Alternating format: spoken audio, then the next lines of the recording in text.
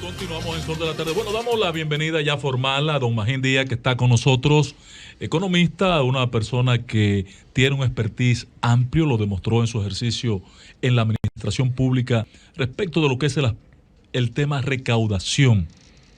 Y sobre la recaudación debemos hablar. Bienvenido al espacio, don Magín, ¿qué tal? Bueno, gracias por tenerme aquí. Un placer. Patrón, comencemos con un tema que todos hemos abordado durante la semana y quisiéramos conocer su opinión, aunque a veces no hacen esquina o uno no le ve dónde hacen esquina.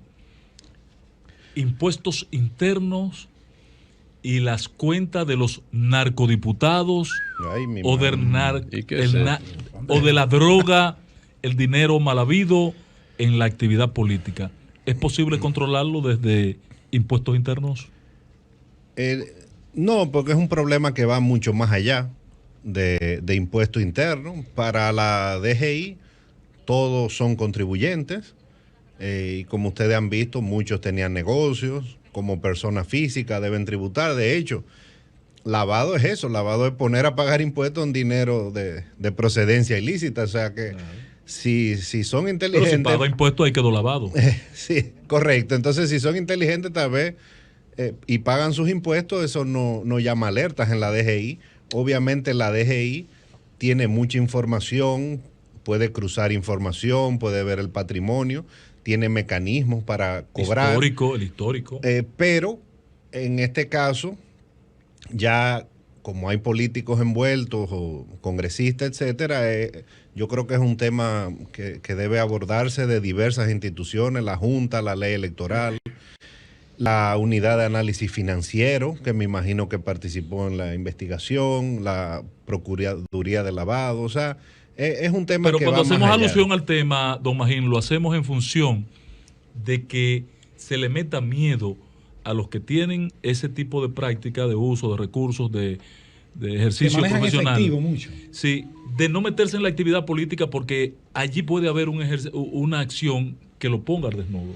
O sea, no existe desde DGI un mecanismo que pueda ponerle algún límite a esos financiamientos. No, la DGI sola no creo que va a poder. Yo creo que vaya a poder. Yo creo que tiene que ser algo como es un problema complejo, tiene que ser varias instituciones. La DGI en su rol de impuestos puede hacer un rol, bueno, como cayó Al Capone, fue por impuestos. Pero en el caso de que sean funcionarios o congresistas, la Cámara de Cuentas con la declaración jurada, la Unidad de Análisis Financiero, o sea, no se le puede pedir a DGI también que sea la única o la principal responsable en este caso. Yo creo que si entró el dinero a financiar las campañas, pues debe ser la Junta Central o la institución que diga la ley. Siempre la administración tributaria puede jugar un rol, como lo ha jugado. Hay grandes casos, como ya mencioné, de Al Capone, que fue por impuestos.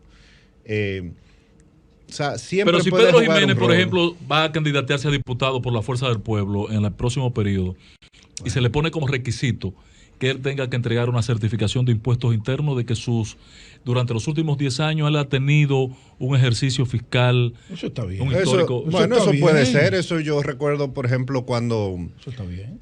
No en el caso de candidatos, pero cuando se eligieron, cuando yo estaba en DGI, se eligieron nuevos miembros de la Cámara de Cuentas, se pidió la relación, el Congreso pidió las certificaciones de que pagaban sus impuestos y entiendo, si la memoria no me falla, que algunos fueron descartados por eso.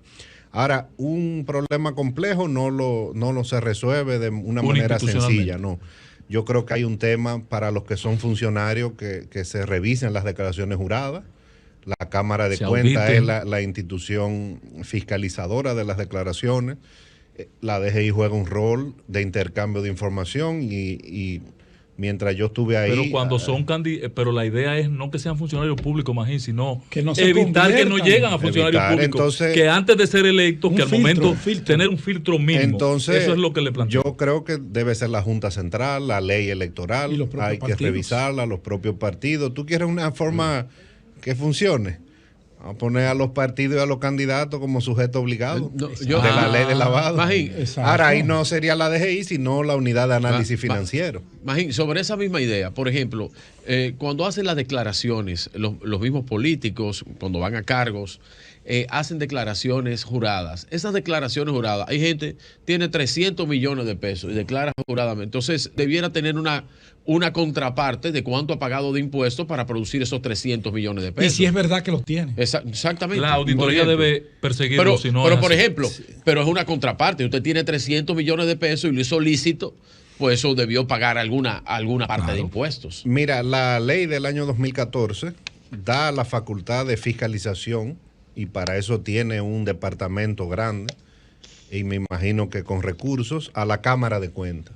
En la Cámara de Cuentas, y a mí que me tocó hacer varias declaraciones, la misma declaración fue mejorando en el tiempo.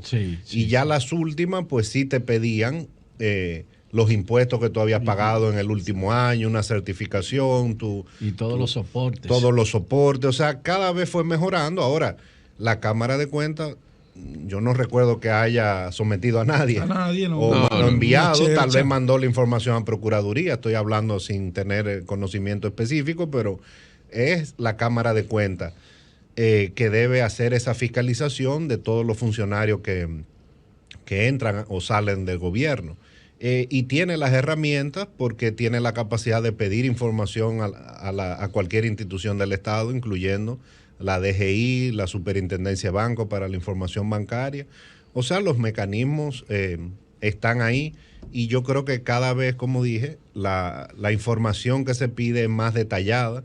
Hace años no estaba claro, por ejemplo, a qué valor tú declaras una propiedad, al valor de mercado, al valor que tú la compraste, al valor que está registrada en Catastro o en DGI.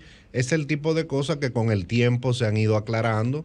Y que también van a permitir que la Cámara de Cuentas haga una fiscalización correcta. Bueno, recientemente con la amnistía que se produjo de la actualización patrimonial, así se llama, ¿no? Le permitió a todo aquel que quería estar transparente, porque yo pude haber comprado una propiedad hace 20 años y me costó $1 millón de pesos, pero eso tiene una plusvalía que ya hoy esa casa puede estar costándote 20 millones de pesos. Claro. Entonces, cuando yo voy al fisco, el fisco me dice y me reevalúa mi propiedad, me dice, no, pues usted tiene que pagarme en base a 20, porque que hace 20 costaba 1, pero ya cuesta 20 millones. Entonces, eso es un mecanismo de avance para ese tipo de situaciones. Sí, esa ley se hizo. Tú sabes que usted no pudo aplicarla. Bueno, ahí llegó la pandemia. Empezamos a aplicarla, pero ahí llegó la pandemia, se suspendió el reglamento. Y básicamente ya inició la aplicación en el nuevo gobierno. Pero la idea de esa ley es que aquí hubo una nueva ley de lavado de activos. Entonces... Era una exigencia de la par. Del Gafilá. Sí, básicamente es una exigencia. En todos los países de América Latina hubo que hacerlo. Y esa ley se acompaña de una amnistía o sincerización patrimonial, donde se le da la oportunidad, sobre todo porque la ley de lavado nuestra dice que la defraudación tributaria es un delito precedente de lavado. Es por eso. Claro.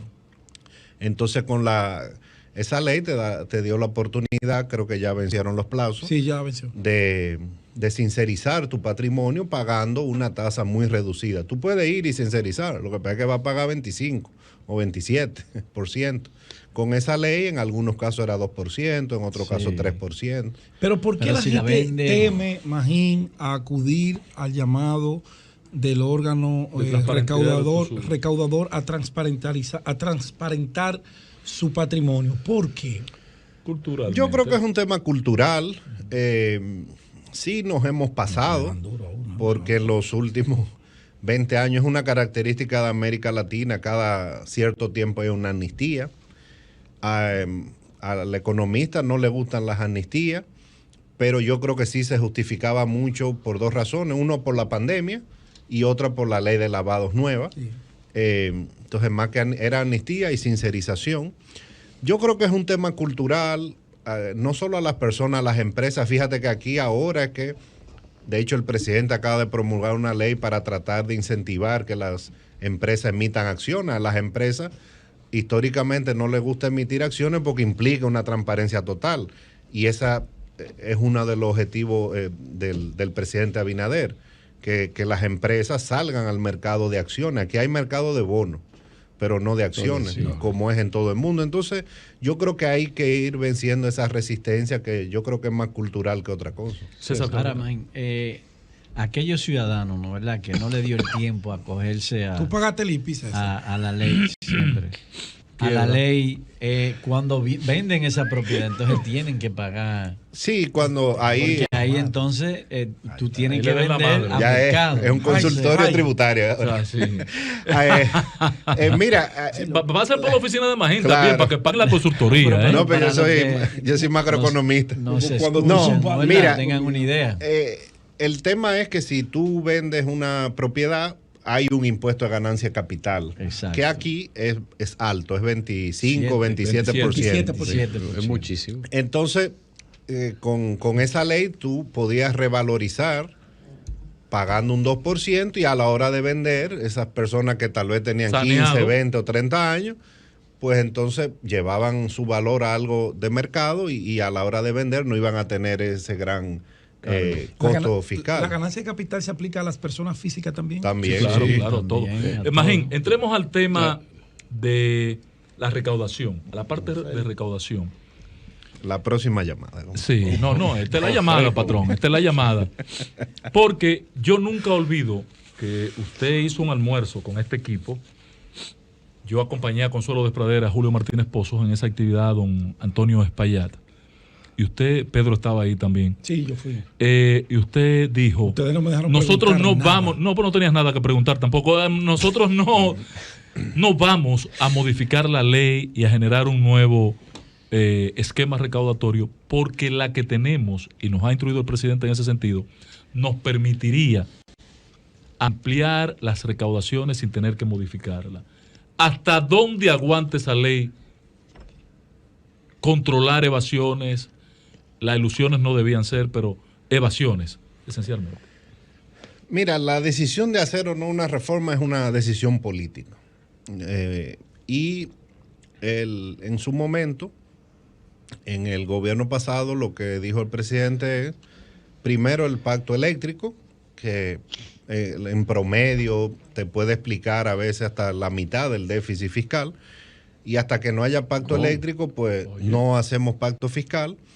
Y después él tomó la decisión de no hacer una reforma, y bueno, esa es una decisión política, eso ya sería entrar en un juicio de valor, si debió hacerla o no.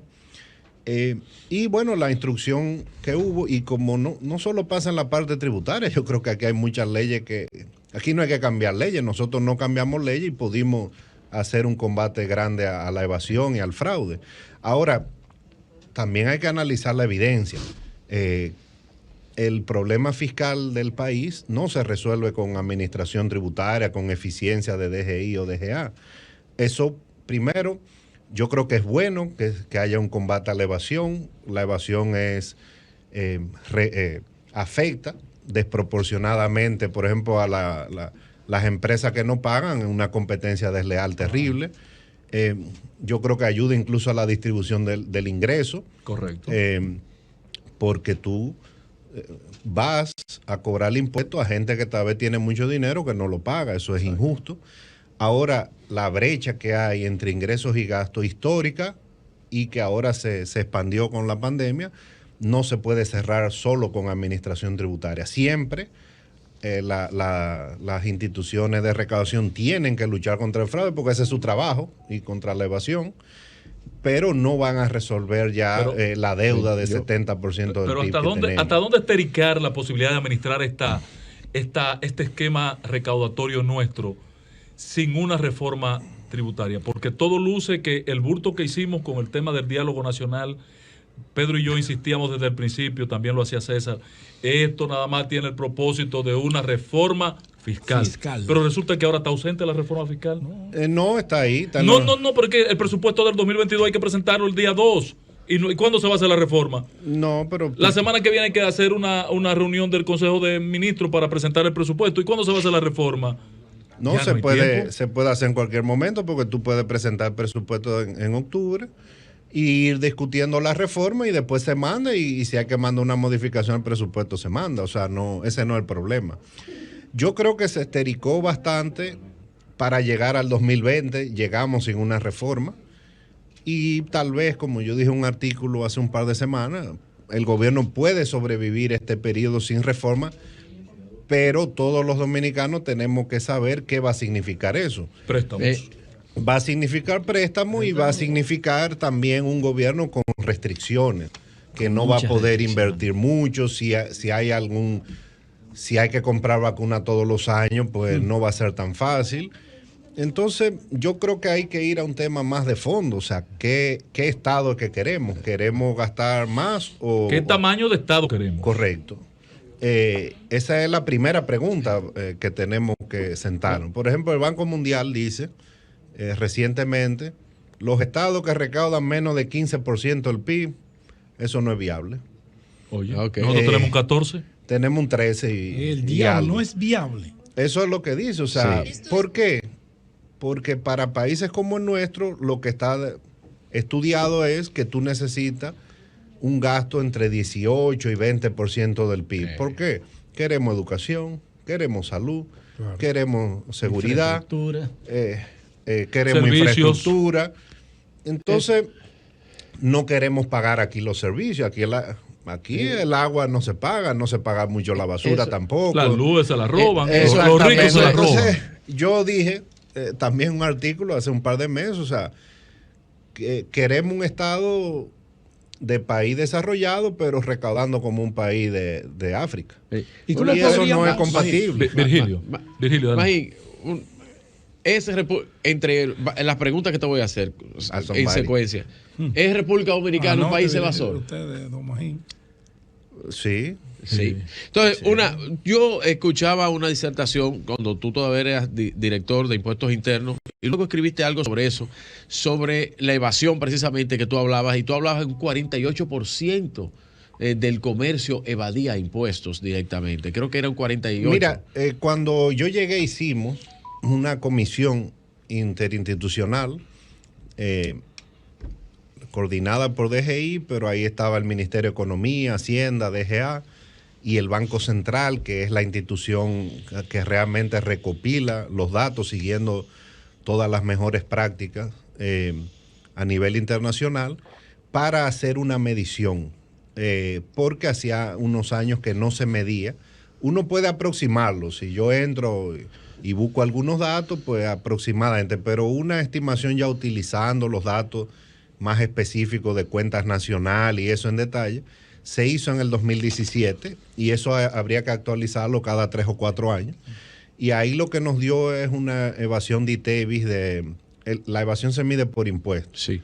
De ITEVIS de un 40% más o menos y de renta de un 60%. Ay, Dios. Ahora, ¿cuánto mala paga? Ahora, ahí debe estar eso no baja a cero en ningún caso. Los países, por ejemplo, que son líderes en cobro de ITEVIS, tiene la evasión 20%. Hay un piso a la evasión, o al cálculo, diría yo, que más que evasión se llama incumplimiento. Esa es la palabra técnica correcta, porque eso incluye el que hace fraude, pero también incluye el que por desconocimiento deja de pagar. O sea, no hay forma de tú separar eso en la cifra. Entonces, sí es alta, y en renta, en América Latina, es una región, 40%. Sí. O sea, es una región. Tenemos 20 puntos por encima. Tenemos 20 puntos, o sea, estamos por encima. Y eso tiene que ser un plan a 10, 15 años. Yo creo que la DGI ha avanzado, no solo en mi gestión para nada, sino desde que se creó la DGI y la DGA con leyes modernas. No son las mismas instituciones que antes de Juan Hernández y Miguel Coco. O sea, hubo una transformación, pero sin una reforma estructural. ¿Cómo pudo esta administración? Porque lo de aduana yo lo entiendo, con los fletes, las cosas, todo aquello. Los fletes es un 6%. Perdón. ¿Cómo pudo esta administración que está presentando aún el periodo de vaca flaca de la pandemia aumentar la recaudación a los niveles que ha presentado? ¿Solo por la ley especial que Pedro refirió? ¿Qué sustentó este gran aumento de recaudación? No hay. En recaudación, ni en DGI ni en DGA hay magia. Eso no existe. Hay factores que lo explican. Yo creo que, primero, la economía hasta este mes está creciendo más de 20% en términos nominales. Cuando tú sumas el crecimiento real más inflación, te da más de 20%. Sí. Eso es el doble de lo que había crecido en los últimos años. Eso explica mucho. Cuando la economía crece, las recaudaciones crecen automáticamente. Hubo una amnistía, yo creo que bien administrada, que la gente la acogió. Que estuvo, si tú me hubieras preguntado antes de la pandemia, no, yo estoy en contra de la amnistía. Desde que llegó la pandemia, amnistía. Y en la transición se lo dije al equipo que llegaba, que hay que hacer una amnistía porque esto es una crisis sin precedentes. Entonces tú tienes la amnistía, tú tienes la ley de sincerización, porque eran 2 leyes, una amnistía para deuda. O sea, hay varios factores que se sumaron, los valores aumentaron también, y puede haber tú no puedes separar, pero tiene que haber un factor de eficiencia. O sea, ineficientes no han sido. ¿Es posible socialmente, Magín? Aníbal, adelante. Adelante. Sí, me gustaría preguntarle a don Magín, luego de saludarle, de no realizarse una reforma fiscal, ¿a qué distancia estaría el país de una crisis económica? Y en segundo lugar, ¿cuál sería el modelo de reforma que, de acuerdo con Magín Díaz, es el que el país necesita en este momento? Mira, en la primera estamos más cerca, pero no sabemos cuándo. Estamos ahí. Dejen eso lejos, por favor, dejen eso lejos. Mira, ahora no hay un riesgo inminente de una crisis fiscal. Lo que uno ve ahora es un gobierno que, si no aumenta las recaudaciones, va a tener muchas limitaciones en la inversión. Exacto. Para entonces, la inversión. No hay ¿cuál es el riesgo de un país que no recauda de una crisis? Que hay una crisis de deuda, que no pueda pagar un default. Un default entonces te desata una serie de eventos que te llevan a la quiebra. Aumenta la tasa de interés, aumenta el tipo de cambio. El riesgo de eso ahora mismo en los próximos 2 o 3 años yo lo veo casi cero, a menos que venga un rayo y no caiga encima, algo así. Pero no hay ese tipo de riesgo. El riesgo es un gobierno nuevo con un plan que hizo, que no lo va a poder ejecutar porque simplemente no dan. La recaudación, es un tema aritmético. O sea, tú recaudas, el 25% de eso es intereses, el 30% o más es educación. Ahí se te fue la mitad, más de la mitad, y te queda salud. Pero que cada día aumenta entonces, más. ¿Dónde está la inversión? No hay inversión. Entonces queremos salud, las vacunas, cuánto hemos gastado en vacunas. Entonces es un tema de que entonces, los recursos no dan. La segunda parte de la pregunta, Ángel, por favor. Sí, adelante. Esa me iba a hacer el loco. Te dio de lado. Mira, yo ni sé qué decir. O tal vez ya agoté mi cuota de patriotismo poniendo impuestos. Yo creo que lo que dije antes es un hecho. O sea, con mejora en aduana y en DGI no se va a resolver el problema fiscal porque es un problema estructural. La evasión puede ir bajando gradualmente, pero es el mismo sistema que te lleva a esa evasión. Entonces tú tienes que hacer algún tipo de reforma estructural. Y si tú vas a hacer una reforma que sea estructural y que además quieras recaudar, tú tienes que basar esa reforma en los pilares del sistema tributario, que son 2, renta e ITEVI. O sea, tú no puedes hacer una gran reforma con impuestos pequeñitos. Vamos a ponerle un impuesto a la silla. Sí, no.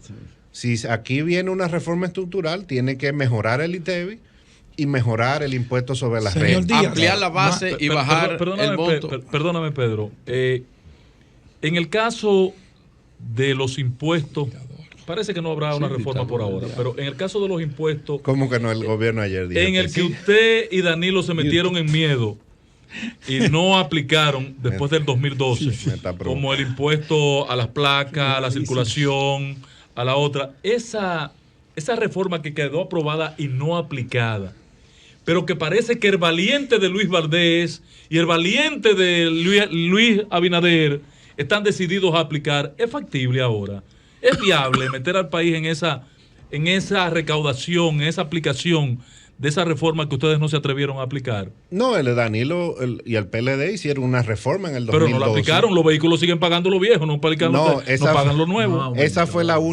una de las pocas medidas que no se aplicó. Ahora se aprobó en la ley. Lo que pasa es que cada año en el presupuesto se congela la aplicación de ese impuesto a las placas. ¿Cuánto y de podríamos hecho, generar por ahí, imagino? de memoria 2.000, no me 3.000 acuerdo. millones de pesos Pero una más. proyección. Impactaría en la recaudación. Mira, es importante.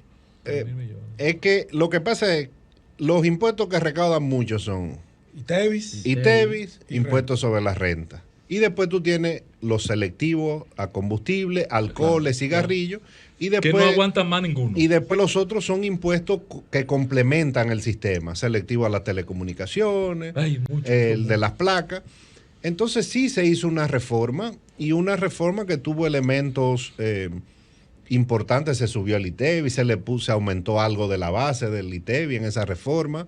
Tuvo elementos, se aumentaron los selectivos, y esa medida se dejó. Ahora, cuando tú te enfermo, tienes una enfermedad, la vacuna te duele, pero hay que ponértela. Entonces, yo creo que el presidente ha sido valiente porque él tiene un año hablando de que hay que hacer reformas. Lo que pasa es que entonces le tocó una pandemia. Bueno, o sea, eso nadie lo previó, pero fíjate que en el presupuesto de este año, en octubre, él quiso poner más impuestos y después tuvo que echar para atrás. Porque el ejemplo de Colombia lo metió en miedo. Eso fue antes. Protesta. Ahora, Antes fue fíjate que a principio de año mal presentado el gobierno presupuesto insistió y decía, tenemos que hacer una reforma como la del año 92 cuando la pandemia vaya cediendo. Ahora vino lo de Colombia y ahí cambió el discurso. Espérate, hay que hacer una reforma a la que se pueda. Pero el gobierno insiste, y de hecho el presidente lo ha dicho. Y en el documento que se entregó ayer dice los lineamientos de lo que debe ser una reforma, obviamente muy general, pero es que hay un problema de finalmente, recaudación. Magín, entonces usted insiste en que el gobierno de Luis Abinader puede subsistir, sobrevivir sin una reforma. Puede sobrevivir precariamente. ¿Por cuánto tiempo? Pues lo dijo 3 años. No, puede sobrevivir. No, o sea, ahora, peligro. Los dominicanos tenemos que saber que la deuda no va a bajar, no va a seguir bajando, como va a bajar este año. Va a ser una fiscalidad más vulnerable, pero puede sobrevivir. Ahora, el gobierno, ¿por qué insiste? A pesar de que eso tiene un costo político, porque sabe que necesita más recursos por dos razones: para bajar la deuda, por un lado, pero que tiene una presión social de que hay que aumentar gastos. No le gusta, pero para cerrar, ampliar la base y bajar el impuesto de transferencia sería la clave. Ampliar la base es fácil decirlo.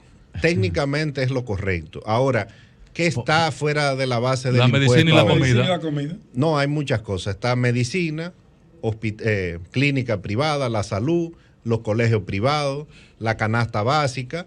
Entonces, aumentar la base es complejo, porque aumentar la base es subir el impuesto a lo que no tiene. Es subir tasa también. Entonces, los países que tienen la base generalizada es porque hicieron el ITEVI de entrada así. Y la gente ya se acostumbró. Exacto. Bueno, gracias, don Magín. La próxima vez que usted esté con nosotros, Magín, queremos hablar de la elusión, porque usted tiene una hipótesis sobre ese tema, una tesis sobre ese tema. Nosotros tenemos una contraria. Así que la próxima vez hablamos del tema. Señores, gracias a don Magín Díaz, exdirector general de Impuestos Internos. Economista. Pero no es un hombre, a pesar de haber pasado por ahí, no es un hombre impopular. No. Gracias, don Magín.